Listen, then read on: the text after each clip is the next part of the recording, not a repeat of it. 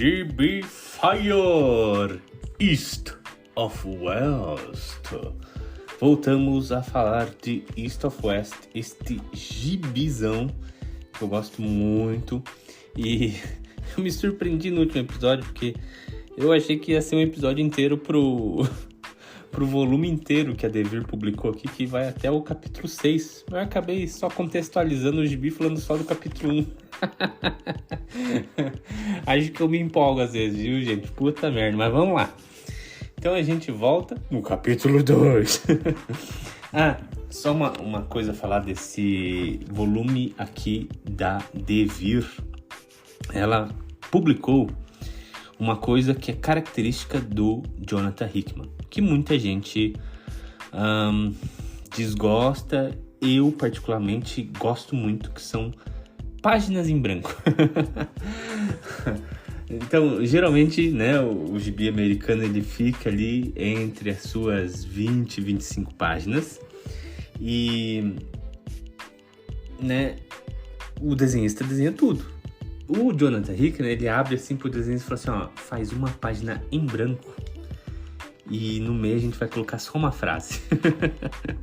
Tipo, eu nunca vi ele falando isso, nunca vi ele declarando sobre essas paradas, né? Do X-Men ele fazia até infográficos ou alguns especiais, tipo um texto, né? Mas se você parar pra pensar, isso deve ser maravilhoso pro artista.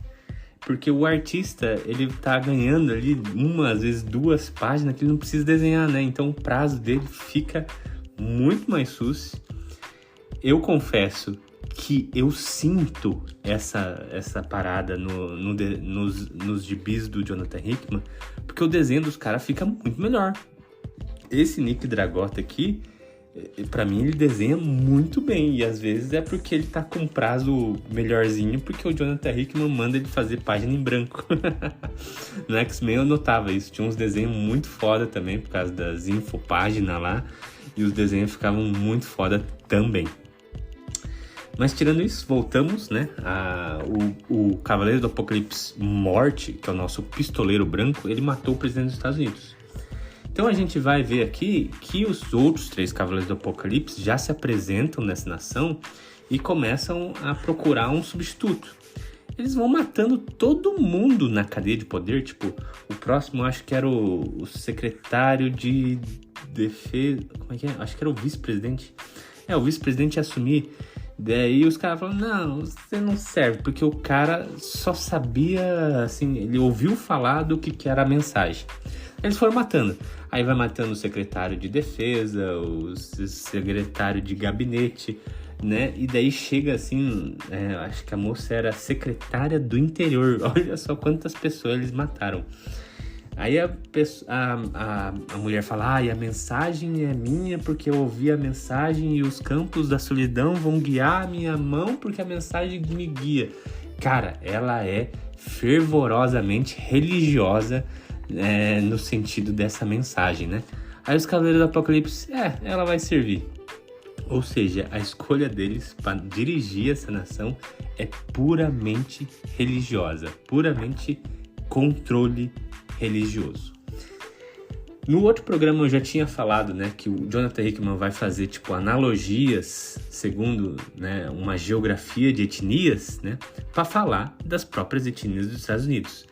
Aqui a analogia já começa a ficar um pouquinho mais complicado, né, porque ele está falando de fé atrás do poder, que é uma coisa que é super discutida hoje, né? Igrejas entrando em cargos públicos, igrejas incitando fiéis para fazer alguma coisa no sentido social, babá. E aqui o Jonathan Hickman vai, né, na faca na agulha, assim, tipo, vai ser presidente porque você é temerosa à mensagem, né? Se você entendeu. A busca do Morte vai continuar, né? Enquanto isso, a gente vai saber um pouco mais de como é esse controle religioso, né? Essa nova presidenta, ela vai lá onde caiu o meteoro, tem uma torre lá onde tem um papa ou um sacerdote dessa religião, e lá ele tem a mensagem toda escrita no livro, né? Então ali, e ela encontra daí mais 6 pessoas, cada um de um reino diferente, e a gente entende que cada um dessas pessoas, aqueles são chamados de os escolhidos, eles têm cargos super importantes dentro de cada reino. Não são os presidentes de todo o reino, né? Tem um ali que é o filho do rei, tem um que é o secretário, o vice-presidente, tem outro ali que ele é tipo o xamã, chefe da nação. Então, sim, eles são poderosos, não são os mais poderosos do reino, mas assim, tem muito poder dentro das suas respectivas nações, né? Ou seja, o controle dessa religião, ela se espalha por todo o território americano. Todos os países têm uma certa influência dessa religião, ninguém escapa, né? Tem uns que estão menos, tem uns que são mais, e o Jonathan Hickman está explorando essa analogia, né? Se você quiser interpretar isso, né, retornar a analogia para o nosso mundo, porque cada uma das nações são uma etnia, né? E ele quer falar alguma coisa das etnias por sua religião, né? Você pode interpretar isso. Sim, eu concordo, só não sou conhecedor na parada, mas eu acho que sim, ele quer dizer, ele quer criticar já de cara, né, o nosso mundo real com essa comparação, com essa metáfora. O Mort, por sua vez, vai continuar sua vingança, né? Então ele vai chegar em um desses escolhidos, que é o cara que é o secretário da Nação Confederada, que a gente vai conhecer esse Tim Chamberlain, que a gente vê que até ele mora lá na Torre Negra, né, fazendo uma discrepância entre a Torre Branca, né, obviamente, porque na Guerra Civil eles eram inimigos, né, mas esse personagem específico, ele é meio que, o Mort tá aí, senta aí, vamos conversar. E o Mort fica, pô, o que você vai falar, cara? Eu vou te matar, velho. Eu sou a Morte, eu mato. Daí o cara mas eu acho que você vai querer saber de uma coisa. Sabe? Ele tem uma língua muito, muito afiada, ele é muito manipulador e ele tá manipulando o Mort sim, porque ele tem informações privilegiadas. Daí ele fala assim, o que você vai me falar? Mort, você não vai me matar, senão você não vai saber onde tá a sua esposa. É isso aí, minha gente. O Mort casou. A Mort casou com uma moça. E no final do capítulo até a gente vê uma moça com feições chinesas. Então a gente vai até acompanhar essa história dessa moça. É a Xiaolian. Ela teve um passado ali, né, com o Mort. A gente vê que os Cavaleiros do Apocalipse foram atrás dela, né? Arrancaram as mãos dela, né? E ela tá aprisionada lá na nação dos chineses, que é a Nova Xangai, né? Em São Francisco. Então o Mort, né? Cumpre o acordo com o Chamberlain e sai correndo atrás da sua esposa. Então a gente vai chegar lá, a gente começa a ver um pouco mais dessa nação, a gente vê que o pai da Xiaolian é o supremo comandante, né? Essas indumentárias de anime, né, perspassam todo ali o mitos dessa Nova Xangai. Me lembra até alguns personagens ali do Overwatch. E o Mort, cara, e os dois a seca dele vão destruindo tudo. É um exército contra 3 pessoas, né? Esses companheiros do Mort, eles se transformam em lobos, transformam em pássaros, sabe? Eles têm uma magia muito forte. O cavalo do Mort, tipo, é um cavalo cibernético que taca raio laser pela cabeça. É uma batalha gigantesca, mas gigantesca mesmo. E daí, cara, eu vou tentar passar aqui uma cena do final dessa batalha. O Chamberlain passou essa parada aí pro Mort, né? Então os outros 3 Cavaleiros do Apocalipse vão lá falar com ele. Eles falam assim, eu acho que o Mort veio aqui e tal. Daí o cara fala assim, Senão eu estaria morto, né? E vocês estão aí, né, querendo me pegar, mas vocês deviam estar preocupados com o que vai acontecer agora, porque a Xiaolian tá liberta. O Morte foi até lá e libertou ela. E vocês não devem se preocupar comigo, vocês devem se temer com ela, porque essa mulher é a mulher que conquistou a Morte.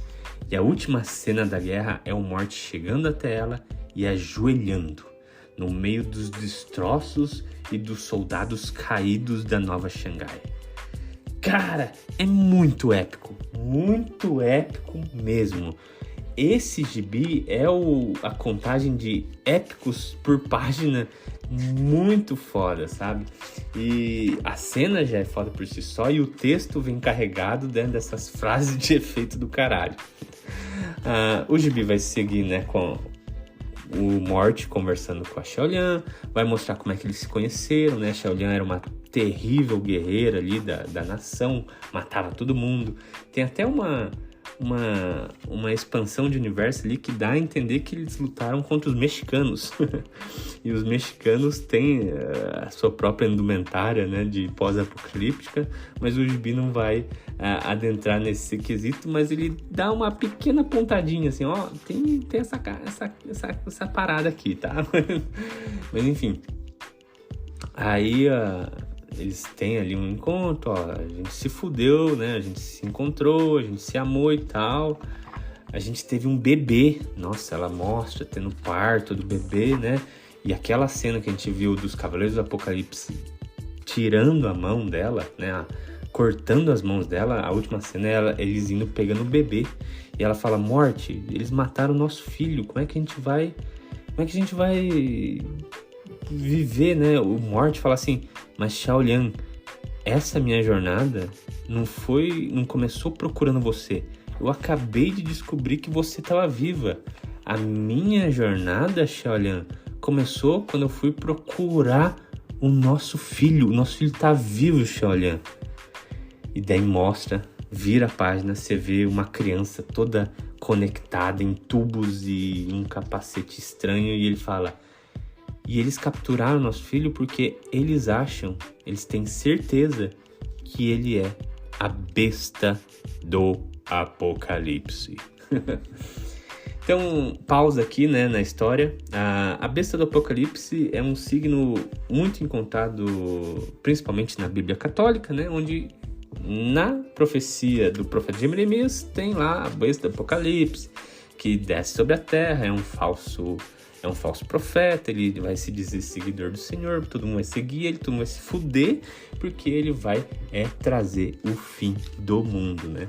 Então, essa figura, né, que traz o Apocalipse e os Cavaleiros do Apocalipse o seguem, né, é vista de várias maneiras em quase todas as religiões, né? Cada um tem uma parada que vai acabar o mundo.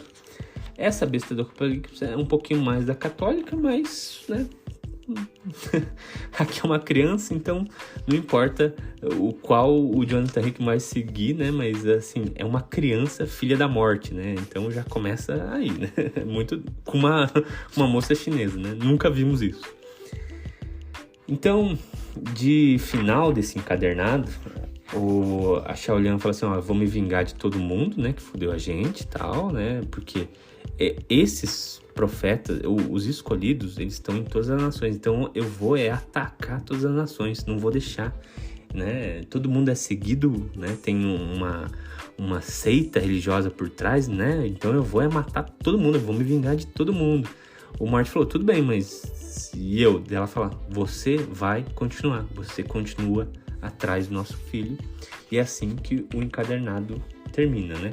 O pistoleiro subindo em cima do seu cavalo cibernético e cavalgando rumo ao pôr do sol. Então, a gente termina o volume 1, encadernado pela Devir. E aqui a gente já tem uma noção, né, que essa história é sim uma batalha do apocalipse num mundo dividido de uma maneira super diferentona. Só que ele traz esse mote de faroeste, né? Não deixa de ser o Cavaleiro Solitário do Clint Eastwood procurando o seu filho numa terra sem lei, que é o faroeste, né? E ele vai atrás com sua pistola, matando todo mundo, atrás de vingança, né? Claramente é o Clint Eastwood nos filmes do Era Uma Vez no Oeste americano, né? Mas a gente termina por aqui com essa mensagem que o Jonathan Hickman, além de contar uma história assim que a gente reconhece de vários signos e referências, né? Ele tá querendo fazer analogia, ele tá querendo criticar uma coisa do universo hoje, né?